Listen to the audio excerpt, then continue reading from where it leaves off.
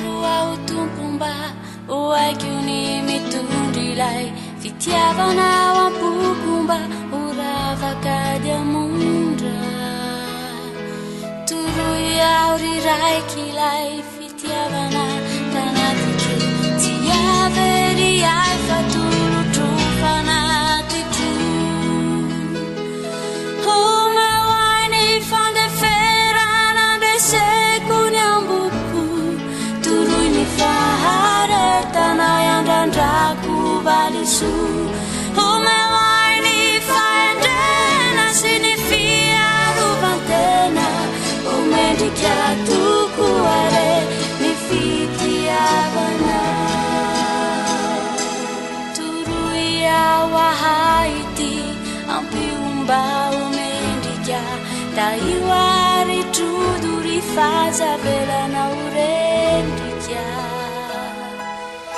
ny fitiavy aminao fa fanirina ianinyay apetrako eo an-tananao ny fokomino tsy manay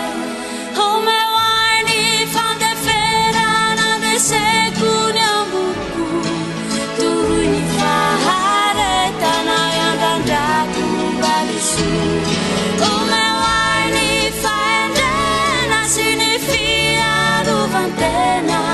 omendrika toko are ny fitiavana ampianarua o tompomba o aiky mitondrilay fitiavana ao am-pokomba o ravaka diamondra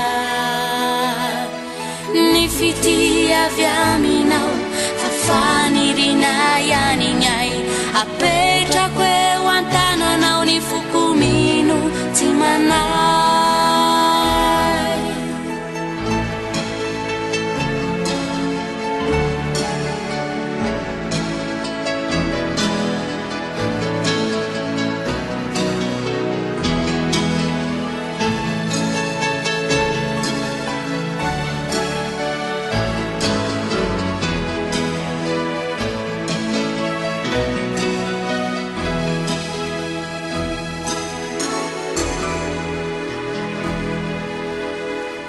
ampianarua o tompomba o aiky